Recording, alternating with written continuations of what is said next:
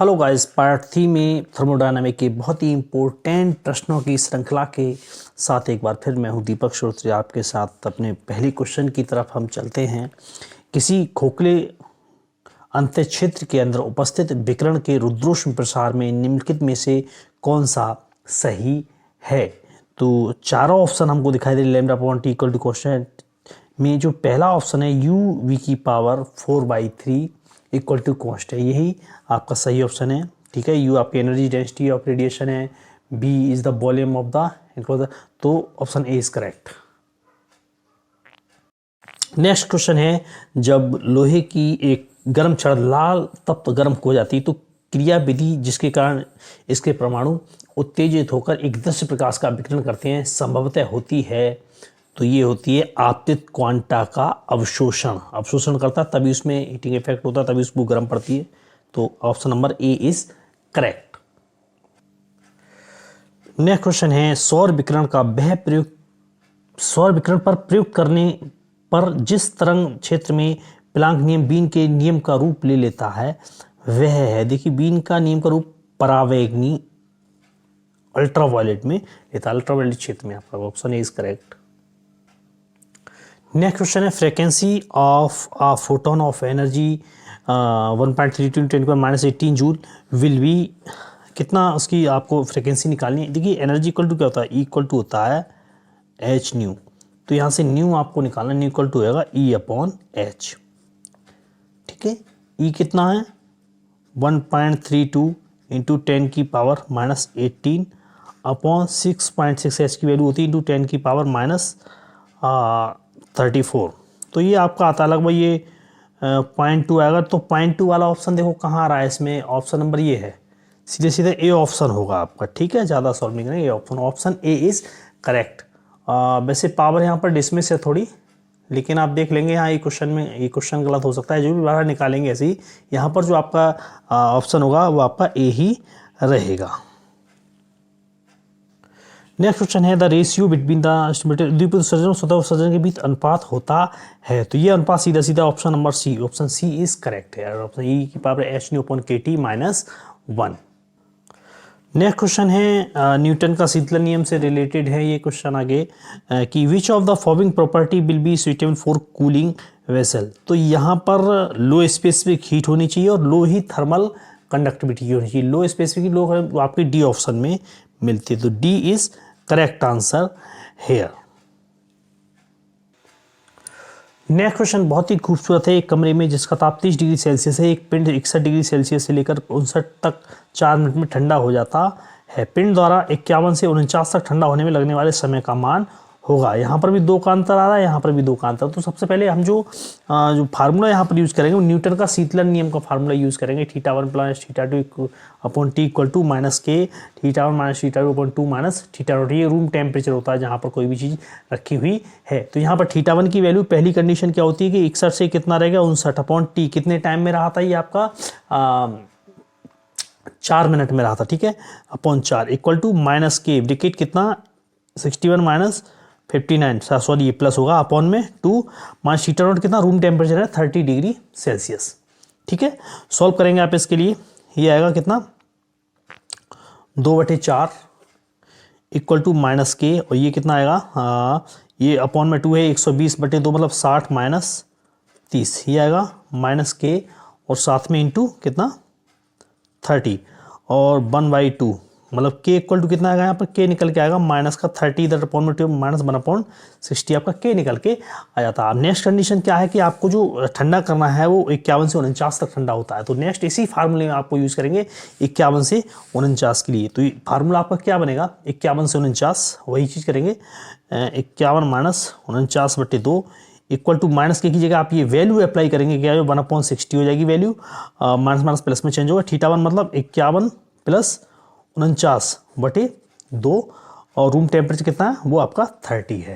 बिल्कुल सेम इस condition position में हल करते हुए चले जाएंगे, ये 2/2 आ जाएगा, नहीं सॉरी ये टी निकालना है आपके लिए, यहाँ पर टी निकालना है, टाइमिंग निकालनी है भाई, अपॉन में टी इक्वल टू 1/60 और ये आपका है 49, ये आपका आएगा 50 - 30। ठीक है, 50 - 30 कितना होगा 20, मतलब 20 अपॉन कितना 60 20 से कम 20 मतलब 1/3।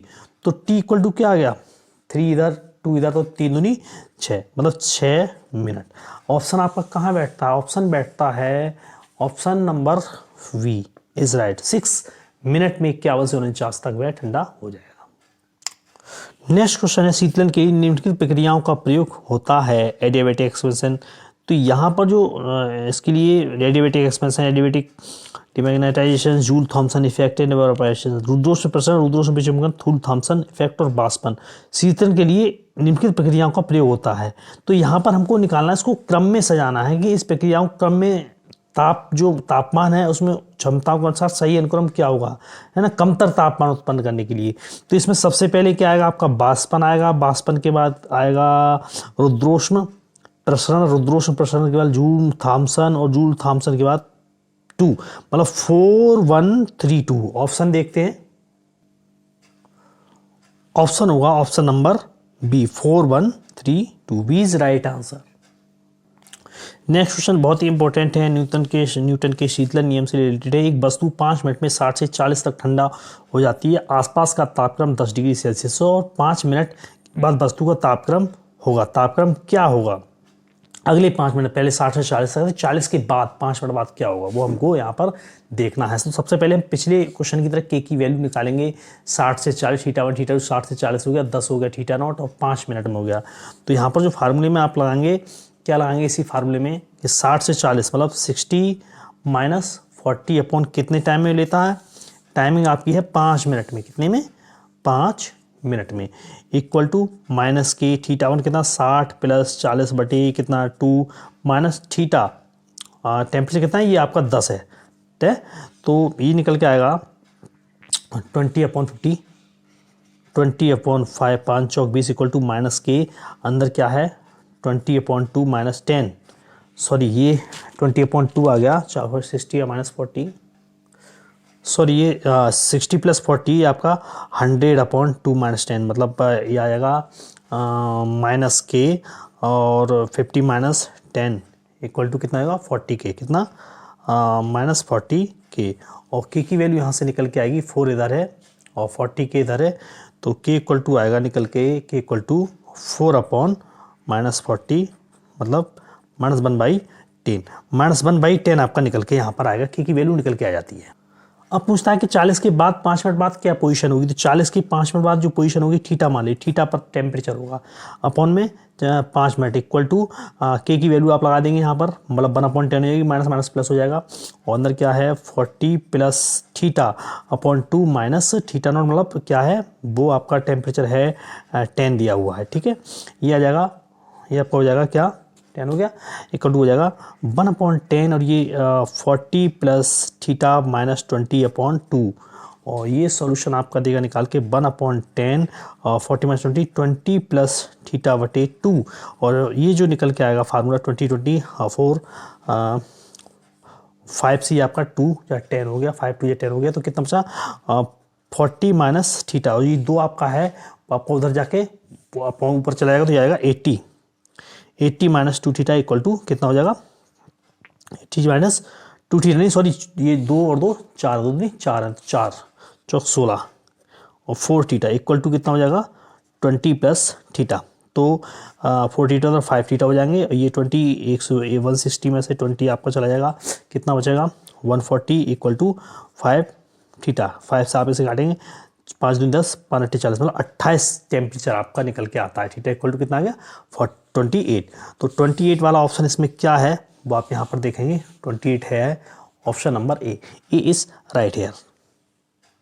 नेक्स्ट क्वेश्चन बहुत ही खूबसूरत है और हर बार आपसे पूछा जाता है कि न्यूटन का शीतलन का नियम निम्न में से किसका विशेष रूप है। ऑप्शन देखते हैं, ऑप्शन बी का विस्थापन नियम, किरचॉफ का नियम, प्लांक का नियम, स्टीफन के नियम का एक रूप है न्यूटन का शीतलन नियम, option D is correct.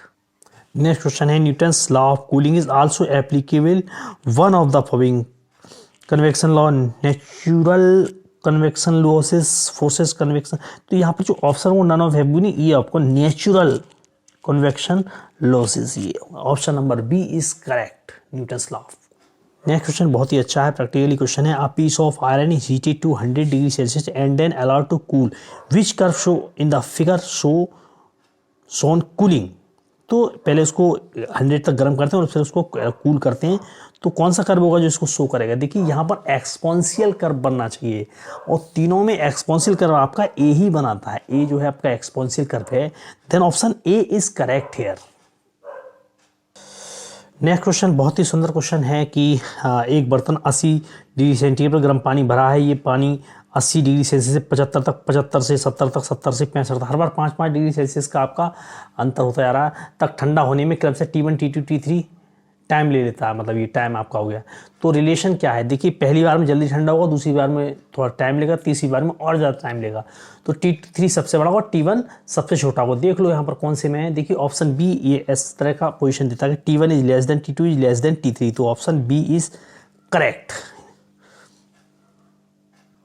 Next question जो आपका है उसी बेस पर जो पिछला क्वेश्चन आपने किया था कि एक वस्तु 90 से 80 तक ठंडा होने में 10 मिनट का टाइम लेती है, समान अवस्था में 80 से 70 तक ठंडा होने में समय लेगी। भाई अगली बार 80 से 70 तक हो रहा है तो टाइम 10 मिनट से तो ज़्यादा ही लेगी, हर बार टाइम आपका बढ़ता ही चला जाएगा। तो 80 से 10 तक 10 मिनट, 10 मिनट से कम, 10 मिनट से ज़्यादा, तो ऑप्शन सी आपका करेक्ट होगा यहाँ पर, 10 मिनट से ज़्यादा, मोर देन 10 मिनट। देखिए नेक्स्ट क्वेश्चन है बहुत अच्छा है। एक आदर्श रेफ्रिजरेटर का परफॉर्मेंस गुणांक के होता है। तो आदर्श रेफ्रिजरेटर का परफॉर्मेंस बेस तो 1 होना चाहिए, एक जो है COP किसी भी रेफ्रिजरेटर की 1 से अधिक होती है, लेकिन आदर्श रेफ्रिजरेटर की परफॉर्मेंस गुणांक के जो होगा वो होगा infinite. Option A is correct. Next question है, ये क्वेश्चन बार बार हर एग्जाम में आपसे पूछा जाता है, मोस्टली मैक्सिमम एग्जाम में, कि कमरे के अंदर चलते हुए रेफ्रिजरेटर का दरवाज़ा खुला छोड़ दिया गया है, तो निम्न में से सही तथ्य क्या है। कि कमरा थोड़ा सा ठंडा हो जाएगा, कमरा धीरे धीरे गर्म हो जाएगा, कमरे के ताप पर कोई प्रभाव नहीं पड़ेगा, और अगला ऑप्शन इनमें से कोई नहीं। अब भी देखिए रेफ्रिजरेटर जब आप खुला छोड़ेंगे तो रूम का टेम्परेचर धीरे धीरे गर्म हो जाएगा। Option B is correct. Next question बहुत ही अच्छा है। एक तारा सूर्य के द्वारा उत्सर्जित ऊर्जा का 16 गुणा 10 की पावर 4 गुना ऊर्जा उत्सर्जित कर रहा है। यदि सूर्य की सतह का ताप 6000 केल्विन हो तो तारे की सतह का ताप का मान क्या होगा। इतनी गुना ज़्यादा एनर्जी आपकी उत्सर्जित कर रहा है। तो यहाँ पर आपने जो रूल लगाया है वही आपका E = T की पावर 4 है। तो यहाँ आप निकालेंगे सीधे सीधा फार्मूला कौन सा, कि E1/E2 = T1/T2 की पावर 4, क्योंकि सिग्मा आपका यहाँ कट हो जाएगा।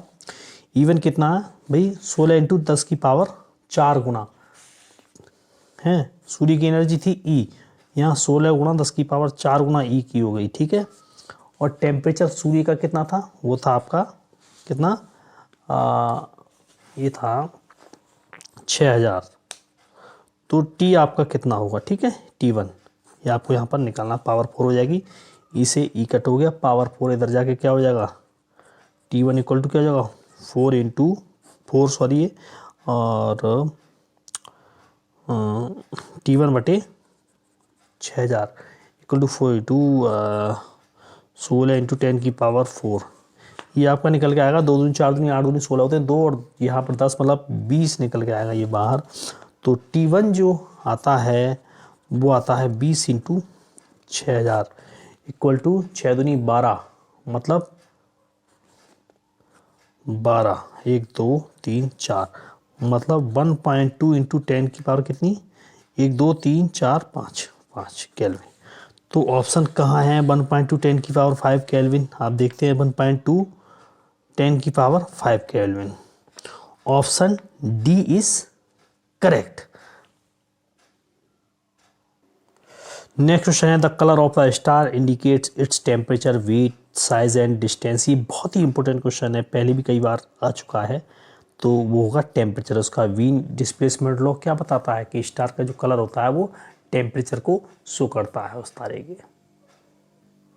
बहुत ही अच्छा क्वेश्चन है। यदि सूर्य का तापमान 2 गुना हो जाए तो पृथ्वी पर प्राप्त ऊर्जा कितनी गुनी बढ़ जाएगी। भाई टेम्परेचर जब 2 गुना होगा तो T की पावर क्या होती है, 4, ये होता है वो T की पावर क्या होता है, 4। जब 2 गुना होगा तो कितने गुना एनर्जी आपको ज़्यादा मिलेगी, 2 दूनी 4 दूनी 8 दूनी 16, मतलब 16 गुना ज़्यादा। आपको डायरेक्ट सॉल्व कर लेंगे कितनी होगी, डी, ऑप्शन डी 16 गुना बढ़ जाएगी। नेक्स्ट क्वेश्चन है 237 डिग्री सेल्सियस ताप के एक कृष्ण पृष्ठ से विकिरण की दर ई बाट है, 546 पर विकिरण की दर होगी, 237 पर कितनी, 546 पर कितनी होगी। ये यहाँ ऑप्शन के हिसाब से 237 ना होकर 273 होगा। तो विकिरण की दर कितनी होगी 546 पर, मैंने 273 दिया हो, 546 पर कितनी, तो यहाँ पर फार्मूला लगा देंगे। कौन सा फार्मूला लगाएंगे, E2 upon E1 equal to T2 upon T1 की पावर कितनी 4 हो जाएगी। E1 कितना है, वो आपका E है, E2 अपॉन E रहने दिया जाएगा। T1 कितना है 546, सॉरी T2 कितना है 546 पर कितनी होगी, ठीक है 546 पर 273 आपको लेना पड़ेगा क्योंकि केल्विन में चेंज करना है। पहला टेम्परेचर 273 है और 273 जोड़ के इसको केल्विन में चेंज करेंगे की पावर हो जाएगी आपकी 4। आप इसको सॉल्व करेंगे, 273 ऊपर भी 273 कॉमन लेंगे और 2 + 1 कॉमन रह जाएगा, 273 दूनी 546 होते हैं और अपॉन में 273 गुणा 2 हो जाएंगे की पावर 4 से कट गया, क्या आया 3/2 की पावर कितनी आ जाएगी 4, ठीक है। 3 3 होती हैं 27, 81, E2 अपॉन E कितना हो जाएगा 81/2 दूनी 4 दूनी 8 दूनी 16, मतलब E2 आपका निकल के आएगा 81/16 इंटू ई। 81/16 ई आपके किस ऑप्शन में आता है वो आप ऑप्शन चेक करेंगे, 81/16 ही, option D is correct here. Next question बहुत ही इंपॉर्टेंट है कि किसी पूर्ण कृष्णमृग के लिए स्टीफन बोल्ट्जमैन का नियम निम्न व्यंजक से दिया जाता है, तो वो आपका रहेगा C equal to sigma T की पावर माइनस टी नॉट की रूम टेम्परेचर जो भी है आपका, डी ऑप्शन करेक्ट है, इक्वल टू सिग्मा टी की पावर माइनस टी नॉट की power 4, T is correct answer है। नेक्स्ट क्वेश्चन है कि दो वस्तु निकाय B1 तथा B2 क्रमशः 227 और 127 डिग्री सेल्सियस पर एक निर्वात बर्तन में जो 27 डिग्री सेल्सियस पर व्यवस्थित है में रखे गए हैं, इनके द्वारा उस ऊर्जा वाष्पों का अनुपात होगा। देखिए यहाँ फार्मूला सीधा सीधा कौन सा लगाना है, यहाँ पर आप स्टीफन बोल्ट्जमैन नियम लगाएंगे कुछ इस तरह से कि जो आपका टेम्परेचर था वो हमने बदल लिया है केल्विन 227 को दूसरे पे जोड़ के 500 बना लिया, ये आपका 400 केल्विन हो जाएगा, ये आपका 300 केल्विन हो जाएगा। सारे फार्मूले में हमने अप्लाई कर दिए। तो यहाँ से जो ऑप्शन आपका निकल के आता है 500 300, इसमें से जो आप कॉमन लेंगे 300 100 की पावर 4 कॉमन ले लेंगे, 100 की पावर 4 कॉमन आएगा, अंदर क्या बचेगा 100 की पावर 4 कॉमन ले लिए तो 5 की पावर 4 माइनस 3 की पावर 4 अपॉन यहाँ पर भी 100 की पावर 4 आपने कॉमन लिया, अंदर क्या बचेगा, अंदर बचता है 4 की पावर 4 माइनस 3 की पावर 4, ठीक है। 50 55 पंजे 125 पंजे 625 625 माइनस 3 3 9 27 81 बटे 416 चौका 64 चौका 256 में से 3 3 27 81, ठीक है। इसको आप सॉल्व करेंगे, थोड़ा सा सॉल्व करने के बाद जो आंसर आपका आएगा वो आएगा 5 में से 4 बचा, 12 में से 8 गया, 12 में से 8 गया, 4 बचा 544 बटे 256 5 बचा 5 15 में से 8 गए 7 बचा 175, लगभग 70 क्या लगभग 3.1 अप्रॉक्स करके ये आंसर आपका आएगा। तो ऑप्शन यहाँ पर आप देखेंगे कि ऑप्शन आपका कौन सा फिट बैठता है, यहाँ पर option 3.1, option C is correct यार।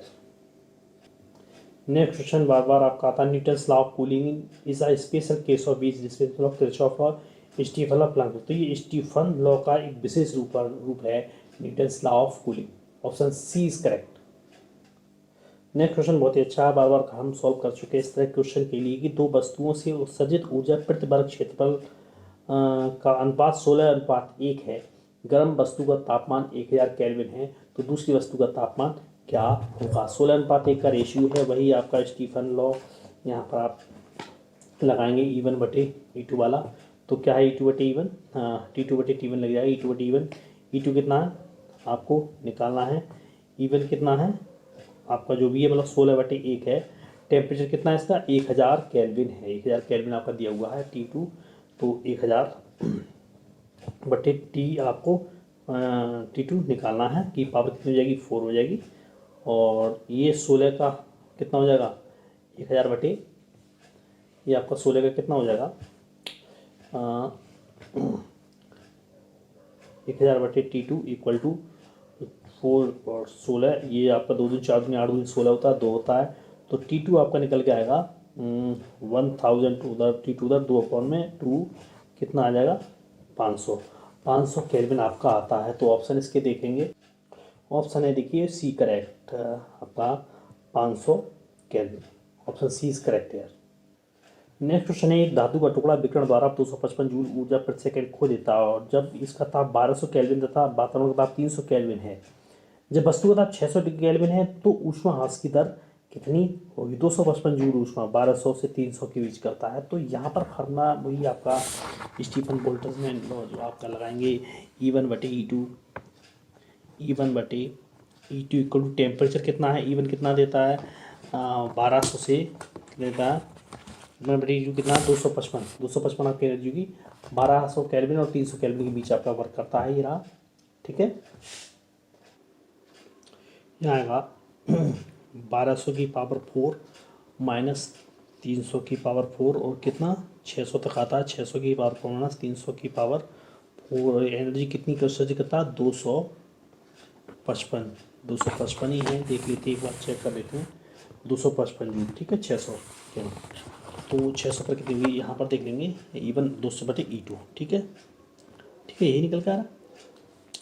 यहाँ पर आपने कॉमन लिया 255/E2 इक्वल टू यहाँ जो आप कॉमन लेंगे 1200 300 में 300 की पावर 4 कॉमन लिया, यहाँ से निकल के आएगा 4 की पावर 4 3 चौक 12 होते हैं माइनस 1 की पावर 4 अपॉन यहाँ से भी 300 की पावर 4 आपने कॉमन लिया अंदर 2 की पावर 4 माइनस 1, ये कट जाएगा 4 चौक 16 चौका 256 में से 1 अपॉन 2 4 दूनी 8 में से 1 कितना बचा 255 बटे कितना E2 कितना आ गया 7 आ गया। तो 255 से 255 आपका क्या हो जाएगा ये 255 से आप 255 के लिए कट कर देंगे, 255 से 255 आपका कट हो जाएगा, E2 आपका 7 निकल के आता है। E2 कंपेयर कर देंगे आपको कितना निकल के आएगा आपका 7 निकल के आता है। तो ऑप्शन आप यहाँ पर देखेंगे, ऑप्शन तो कोई मैच नहीं कर रहा है, अभी देखते हैं दोबारा, सॉरी ये जो आपका रहेगा 8 नहीं होगा, 2 दूनी 4 दूनी 8 दूनी 16 रहेगा आपका। तो ऑप्शन यहाँ पर 8 के 16 होगा, 16 में से 15 बचा तो 15 आएगा 15। आपका आंसर कितना रहेगा, आपका आंसर रहेगा क्योंकि 17 आंसर रहेगा 15 रहेगा क्योंकि यहाँ पर जो था 2 दूनी 4 दूनी 8 दूनी 16 रहता, 16 में से गया 15 बचा तो 15 ही आपका आंसर होगा। Option number B is right है, ऑप्शन नंबर बी आपका करेक्ट आंसर है। नेक्स्ट क्वेश्चन देखते हैं कि T केल्विन परमताप पर किसी वस्तु के ऊष्मा विकिरण की दर अनुपाती होती है, तो ये होती है इक्वल टू सिग्मा T की power 4, option C is correct, T की power 4 is right answer. Next question है कि two body A and B at temperature 427 degree Celsius, दो बॉडी आपकी दी हुई है, two body A and B at temperature 427 degree Celsius and 227 degree Celsius का respectively at kept in the evacuated vessels at set to 27 degree Celsius. Ratio of the rate at which heat is lost from E to V is, आप यहाँ पर वही Stephen law आप use करेंगे, कौन सा law कि ये लॉ जो आपका दिया हुआ था जो पिछले फार्मूले में आपने यूज़ किया था कि T1 माइनस T0 की पावर T2 4 माइनस T0 की पावर 4, और उससे जब सॉल्व करेंगे आप सारे फार्मूले अप्लाई करने के बाद तो यहाँ पर जो ऑप्शन आपका आएगा option number A right answer होगा 4.26:1। नेक्स्ट क्वेश्चन है कि the temperature of the sun can be found out by using, ये आपका होगा स्टीफन लॉ से आप सन का टेम्परेचर नाप सकते हैं। नेक्स्ट क्वेश्चन है the emission power of a black body at 400 kelvin is 1 × 10⁵ joule per second per metre square, temperature of the black body at which its emissive power became इतना, मतलब किस टेम्परेचर इसकी power इतनी हो जाएगी 16 × इतना। तो ये जो आपका ऑप्शन होगा यहाँ फार्मूला यूज करेंगे कौन सा कि E1/E2 इक्वल टू T1/T2 की पावर 4। E1 कितना है 1 × 10 की पावर 5, कितना है E1 है 1 × 10 की पावर 5, 1 × 10 की पावर 5 अपॉन 16.01 इंटू 10 की पावर 5 इक्वल T1 कितना है 400 केल्विन, कितना 400 केल्विन टेम्परेचर आपका दिया हुआ है, 400 बटे T2 की पावर 4। यहाँ से आप सॉल्व करेंगे इसके लिए, 10 की पावर 5 से 10 की पावर कट हुआ 400 बटे T2 इक्वल टू 4 इंटू 1/16.01। ये लगभग आपका 1/16 ही मान लेते हैं, तो ये आपका 2 निकल के आएगा यहाँ पर, 1/2 दूनी 4 दूनी 8 दूनी 16। तो T2 जो आपका इधर चला जाएगा, T2 इक्वल टू क्या होगा 400 इंटू 2 इक्वल टू कितना 800। तो यहाँ पर ऑप्शन आप देखेंगे कौन सा ऑप्शन करेक्ट है आपका, कौन से ऑप्शन में आपका करेक्ट आंसर है 800 केल्विन, आपका ऑप्शन नंबर बी में है, तो ऑप्शन बी इज करेक्ट है। नेक्स्ट क्वेश्चन है evaporation from the surface of a liquid can be understood on the basis of joules law, Stephen's law, beans law, Maxwell's law. यहाँ पर आपका Stephen's law है, Stephen's law से ही आप इसके लिए समझ सकते हैं। नेक्स्ट क्वेश्चन आपका एंट्रोपी से रिलेटेड है कि एक गैस के प्रतिशत का द्रव्यमान 0.01 किलोग्राम है तथा उसके लिए CV equal to 0.2 kilo calorie per gram पर डिग्री सेल्सियस है। यदि उसका तापमान 30 डिग्री सेल्सियस से 25 तक गिर जाए तो आंतरिक ऊर्जा में परिवर्तन क्या होगा। देखिए हम जानते हैं कि आंतरिक ऊर्जा में परिवर्तन होगा, ये थर्मोडायनामिक्स की एंट्रोपी से रिलेटेड क्वेश्चन है। वो होता है DU equal to mCV dt। यहाँ पर m कितना है, वो आपका 0.01 किलोग्राम दिया हुआ था। CV की वैल्यू जो उन्होंने दी थी 0. किलो कैलोरी दी थी, तो किलो कैलोरी को आप चेंज करेंगे किसमें, कैलोरी में, तो 10 की पावर 3 से आपको मल्टीप्लाई करना पड़ेगा। और dt किसमें 35 से 25 हो जाता है, मतलब 5 डिग्री सेल्सियस का अंतर यहाँ पर आता है। तो ये 5 दूनी 10 एकम 10 आएगा, और पॉइंट कितने, एक स्थान 2 3, 3 स्थान 1 2 3, मतलब इंटू 10 की पावर कितनी 1000। ये आपका आएगा पूरा निकल के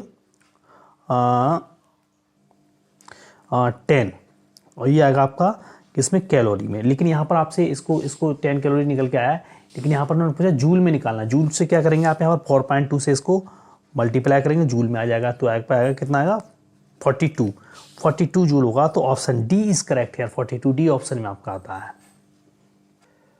नेक्स्ट क्वेश्चन है कि आदर्श गैस के लिए Cp is greater than Cv क्योंकि प्रसारण में निम्न कार्य किया जाता है। अब जब Cp इक्वल टू Cv है तो ये बाहरी दबाव द्वारा गैस पर, यहाँ पर जो वर्क होगा वो बाहरी दबाव द्वारा गैस पर वर्क होगा। ये ऑप्शन फर्स्ट ही आपका यहाँ पर करेक्ट रहेगा, option A is correct. Next question है कि किसी प्रणाली में एंट्रोपी तापमान के समानुपात में बढ़ती है, अर्थात S equal to alpha T, जहाँ अल्फा एक स्थिरांक है। विशिष्ट ऊष्मा C का सूत्र क्या होगा, तो विशिष्ट ऊष्मा C के लिए यहाँ पर हम देखेंगे कि जब भी एंट्रोपी जो प्रोपोर्शनल टू टेम्परेचर होती है, तो हीट कैपेसिटी जो होती है आपकी वो भी इक्वल टू एंट्रोपी यहाँ पर होती है। तो इसलिए जो एंट्रोपी विशिष्ट ऊष्मा जो होगी वो भी आपकी अल्फा टी ही रहेगी, C equal to alpha T. Next question है कि the internal energy of an ideal gas depend only upon pressure, volume, temperature, size of gas. ये सिर्फ और सिर्फ टेम्परेचर पर डिपेंड होगी, क्योंकि यहाँ पर यूज हुआ है वो internal energy of an ideal gas के लिए है, तो इसलिए टेम्परेचर पर डिपेंड करेगी इंटरनल एनर्जी ओनली। अगला क्वेश्चन है, बहुत ही इंपॉर्टेंट क्वेश्चन है, बार बार पूछा जाता है, कई बार पूछा जा चुका है। निम्न में से कौन सा समीकरण एंथैल्पी को दर्शाता है। तो एंथैल्पी जो होती है आपने पढ़ा होगा गिब्स हेल्महोल्ट्ज़ फंक्शंस में, जो एंथैल्पी होती है वो आपके H equal to U plus PB होती है। Option B is correct here. Next question है कि किसी 10 ग्राम के पानी में जो कि 100 डिग्री सेल्सियस पर है के एंट्रोपी में परिवर्तन का मान क्या होगा यदि ये मानक दाब पर 100 डिग्री सेल्सियस का भाप बनाता हो। देखिए यहाँ पर जो पानी है वो आपको 10 ग्राम के पानी में आपको क्या भाप बनाना है, तो भाप की गुप्त ऊष्मा 540 होती है। एंट्रोपी होती है आपने पढ़ा हुआ DS equal to DQ upon T, DQ equal to ML upon T होता है। M की वैल्यू कितनी 10 है, 540 की आपकी गुप्त ऊष्मा होती है, और 273 आपका यहाँ पर 373 आना चाहिए, 373 होगा क्योंकि 100 डिग्री सेल्सियस है, 100 और 273 मिलकर 373 बनते हैं केल्विन में। ठीक है, ये 373 से आप इसको डिवाइड करेंगे तो आएगा 14.47 आंसर आपका, और 14.47 कैलोरी में आया। चूँकि ऑप्शन जो आपके दिए हुए हैं वो आपके किस में है, वो जूल में है, तो यहाँ पर 4.2 से इसको मल्टीप्लाई किया तो ऑप्शन आएगा आपका 60.6 जूल केल्विन। तो ऑप्शन यहाँ पर आपका बैठ रहा है 60.6 जूल केल्विन पर केल्विन के लिए, वो ऑप्शन नंबर ए है, तो इसका आंसर 60.6 जूल पर केल्विन होगा। नेक्स्ट क्वेश्चन है, according to Einstein quantum theory of specific heat at high temperature atomic heat for all solid has the same value equal to R. तो आइंस्टीन क्वांटम थ्योरी देखिए, पहले हम जानते हैं कि यू इक्वल टू कितना होता है, 3RT होता है। तो जो आपकी एटॉमिक हीट होगी D/dt होती है, जब टी के अबाउट डिफरेंशियल इसको करेंगे तो कितना आएगा आपका 3R। 3R वाला ऑप्शन क्या है, option A, for all solid has the same value equal to 3R। Option number A is correct. Next question है, किसी गैस की आंतरिक ऊर्जा अपरिवर्तित रहती है एक चक्रीय प्रक्रम में, एक प्रतिवर्त प्रक्रम में, मतलब रिवर्सिबल या एडिवेटिक में, आइसोबारिक में। तो यहाँ पर जो इंटरनल एनर्जी जो अपरिवर्तित रहेगी, अनचेंज रहेगी, वो एक साइक्लिक प्रोसेस में रहती है। Option A is correct. Next question बहुत ही अच्छा है कि आंतरिक ऊर्जा की धारणा का प्रस्तुतिकरण हुआ था ऊष्मागतिकी के शून्य नियम द्वारा। नहीं, शून्य नियम ने नहीं किया था, ऊष्मागतिकी प्रथम नियम, मतलब DU=DQ-DW ऊष्मागतिकी के पहले नियम से ही आपका बना था। तो ऑप्शन नंबर बी आपका यहाँ पर करेक्ट होगा। नेक्स्ट क्वेश्चन बहुत ही अच्छा है, किसी आदर्श एक परमाणु गैस की सामान्य ताप पर दाब एंटी पर एक प्रति अणु औसत गति ऊर्जा का मान निम्न होगा। दिया है बोल्टजमैन कांस्टेंट की वैल्यू ये दी हुई, जूल प्रति किलोमीटर। देखिए, हम जानते हैं कि जो एनर्जी होगी आपकी गतिज ऊर्जा औसत गति, वो 3/2 kT होती है। कुछ इस तरह से आपको निकल के आती है 3/2 kT। 3/2 kT एनर्जी निकल के आती है। के की वैल्यू आप अप्लाई करेंगे। टेम्परेचर कितना है, 273.0 डिग्री सेल्सियस। ठीक है, तो यहाँ पर केल्विन 273 लेंगे केल्विन स्केल, और मल्टीप्लाई करेंगे 565 × 10 पर, ये आपका 5.65 × 10⁻21 निकल के आता है। इसलिए सॉल्व करेंगे तो ऑप्शन यहाँ पर जो आपका आ रहा है वो होगा 5.65 × 10⁻21। Option B is correct. Next question है कि किसी विशेष प्रक्रिया में 8000 कैलोरी ऊष्मा निकाय को दी जाती है, तथा निकाय इतना 6000 जूल कार्य करता है। प्रक्रिया के दौरान निकाय की आंतरिक ऊर्जा में परिवर्तन होगा। आंतरिक ऊर्जा देखिए, ऊष्मागतिकी का जो प्रथम नियम होता है वो होता है DQ, आपने कोई हीट दी तो उसको इंटरनली में चेंज हुई प्लस कार्य में चेंज हुई, DW बना। DQ=DU+DW। अच्छा, DQ कितनी एनर्जी दी थी, 8000 कैलोरी। कैलोरी को आप जूल में चेंज करेंगे 4.2। DU आपको निकालना है, DW आपका कार्य किया 6000 जूल में दिया हुआ है। 8000 कैलोरी में था, कैलोरी को आपने जूल में चेंज किया। जूल में चेंज करेंगे, 8 दूनी 16, 8 चौक 32 और 33, 1 2 0 आपके यहाँ पर आ जाएंगे। तो ये आपका 6000 इधर आकर माइनस लेस 6000 हो जाएगा, इक्वल टू कितना हो जाएगा, DU निकल के आता है कितना, 0.06 यहाँ आ जाएगा, और 13 में से 6 गए, कितना बचा, 7 276। ये आपका कितना आ गया, जूल में आया, और ये आएगा 27.6 किलो जूल में आंसर आपका आता। किलो में चेंज कर लेंगे, किलो जूल में 1000 से डिवाइड करने के बाद, तो ऑप्शन आपका यहाँ पर करेक्ट बैठेगा।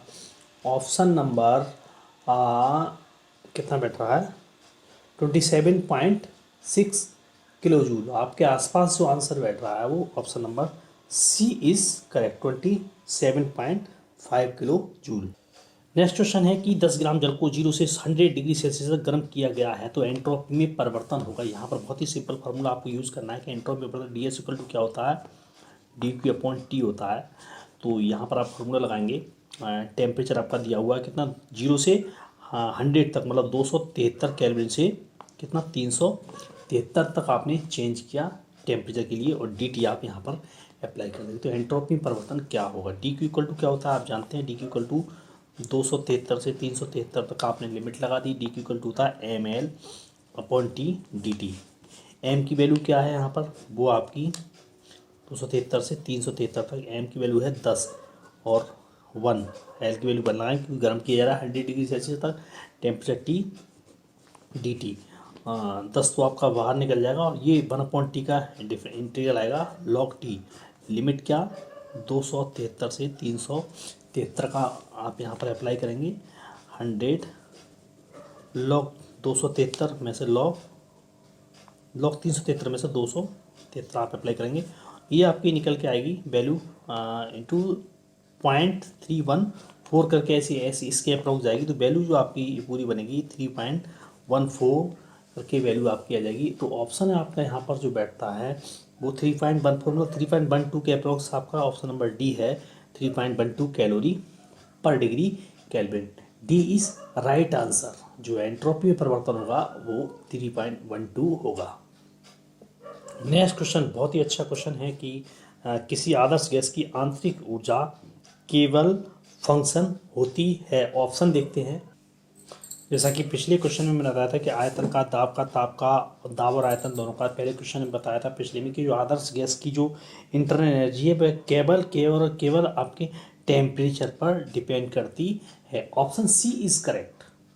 नेक्स्ट क्वेश्चन बहुत ही अच्छा है कि एक आदर्श गैस की आंतरिक ऊर्जा निम्न पर डिपेंड करती है: दाब पर, आयतन पर, ताप पर, अणु के आकार पर। तो आदर्श गैस की जो आंतरिक ऊर्जा होती है वो फिर वही क्वेश्चन कि केवल और केवल टेम्परेचर पर डिपेंड करती है, क्योंकि जो आपकी एनर्जी होती है वो होती है F=1/2 NFRT। तो यहाँ पर सिर्फ टेम्परेचर आया, टेम्परेचर पर डिपेंड करती है। ऑप्शन आपका जो यहाँ आया वो option C is correct. Next question है कि उच्च ताप पर सभी ठोस पदार्थों के लिए मोलर विशिष्ट ऊष्मा का मान अधिक ताप पर बराबर होता है। तो अधिक ताप पर बराबर, जैसे पिछला क्वेश्चन मैंने एक सॉल्व किया था तो उसमें आपका कितना आया था, 3R आया था। तो यहाँ पर भी जो ऑप्शन आपका होगा वो 3R होगा। ठीक है, तो option D is correct, 3R। Next question है कि दृढ़ ऊष्मारोधी पात्र में किसी आदर्श गैस को निर्वात के विरुद्ध मुक्त रूप से प्रसारित किया जाता है। इस प्रक्रिया में गैस में होता है आंतरिक ऊर्जा में वृद्धि, आंतरिक ऊर्जा में ह्रास, या आंतरिक ऊर्जा अथवा ताप में ना तो वृद्धि ना ही ह्रास, या ताप में ह्रास। देखिए यहाँ पर जो गैस के फैलने से जो होता है वो इंटरनल एनर्जी में कमी आती है। तो जब इंटरनल एनर्जी में कमी आएगी तो ये आपका ऑप्शन जो बी होगा वही करेक्ट होगा, आंतरिक ऊर्जा में ह्रास, decrease in its internal energy.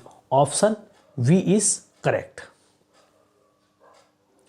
Next question है कि 10 ग्राम 100 डिग्री सेल्सियस के जल के मानक दाब पर 100 डिग्री सेल्सियस की वाष्प में रूपांतरित करने में एंट्रोपी में परिवर्तन होता है। वाष्प की जो गुप्त ऊष्मा आपकी होती है वो 536 कैलोरी पर ग्राम दी हुई है।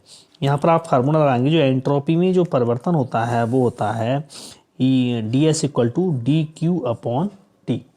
dQ कितना होता है, ml/T। m कितना है, 10 ग्राम आपकी बर्फ़ है, और L पर ग्राम के लिए, कैलोरी पर ग्राम के लिए 546 दी हुई है, 536 दी हुई। तो 536 बटे टेम्परेचर कितना, 100 के लिए 373 यहाँ पर अप्लाई करेंगे। 100 के लिए 373, 273 केल्विन में चेंज करना है, 273 को ऐड करना पड़ेगा। आप यहाँ पर इसके लिए सॉल्व करेंगे, 560 बटे 373 सॉल्व करते हैं, कितना आता है 373 में ये आपका लगभग निकल के आता है, जो गुप्त ऊष्मा आपकी आएगी। और आपको यहाँ पर 4.2 से मल्टीप्लाई भी करना है, क्योंकि जो ऑप्शन आपके दिए हुए हैं वो कैलोरी में भी हैं और जूल में भी। तो 1 कैलोरी में आ रहा है, 1 फर्स्ट पॉइंट बना रहा है कैलोरी में, तो 1 वाला कोई ऑप्शन नहीं, इसका मतलब जूल में है। तो जूल के ऑप्शन आपके 3 हैं यहाँ पर। 4.2 से मल्टीप्लाई करेंगे 1 के लिए, तो 4.2 से आपका अप्रॉक्स जो निकल कर आएगा वो यहाँ अप्रॉक्स भी नहीं बन रहा है। 4.2 से मल्टीप्लाई किया तो यहाँ से काटेंगे 1 और आएगा 333, 6 निकल के आएगा, ये आपका आएगा 14.36 इंटू 4.2 निकल के आया। तो लगभग ये 60 दशमलव करके कुछ आएगा। और ऑप्शन आपका बनता है इसके हिसाब से option A. Option A is correct, 60.6 joule पर केल्विन। नेक्स्ट क्वेश्चन बहुत ही खूबसूरत है कि एक परमाणु गैस, आदर्श गैस स्थिर सामान्य दाब पर 0 से 80 तक गर्म की जाती गैस की आंतरिक ऊर्जा में परिवर्तन होगा। आंतरिक ऊर्जा में परिवर्तन होता है, U इक्वल टू क्या होता है, U equal to mu CV/dt। यहाँ पर म्यू कितना होगा, कौन सी गैस है, यहाँ पर म्यू आपका रहेगा, म्यू रहेगा 1। एक परमाणु गैस है तो एक परमाणु गैस के लिए जो CV की वैल्यू 3.2R होती है, यहाँ पर लिखेंगे म्यू की वैल्यू 1 और इसकी वैल्यू क्या होगी 3.2R। डेल्टी कितना होता है, टेम्परेचर में डिफरेंस कितना आता है, टेम्परेचर में डिफरेंस आता है 80 से 0 से 80, मतलब 80 का चेंजिंग है 80। जो आपकी वैल्यू निकल के आएगी यहाँ पर वो आएगी जो आर की वैल्यू है वो आपकी दी हुई है 8.3 है। 8.3 वैल्यू आएंगे 3/2 इंटू 8.3 इंटू 80, ये आपका 40 हो गया। 4×3 120 83, ये लगभग आपका निकल के आएगा 996 जूल निकल के आता है। क्योंकि आप इसको सॉल्व करेंगे कितना आएगा 12 3 36 और 12 टे 96, 12 36 12 टे 8.3 है, 12 3 36 12 टे 96 99 996, ठीक है पॉइंट यहाँ है। तो option A is correct, 996 joule answer. आज की वीडियो में बस इतना ही। आगे की क्वेश्चन अगली वीडियो में है। अगर वीडियो पसंद आया हो तो लाइक शेयर कमेंट जरूर करें, साथ ही बेल आइकन बटन को जरूर दबाएं ताकि मेरा हर वीडियो आप तक पहुंचता रहे। Thank you.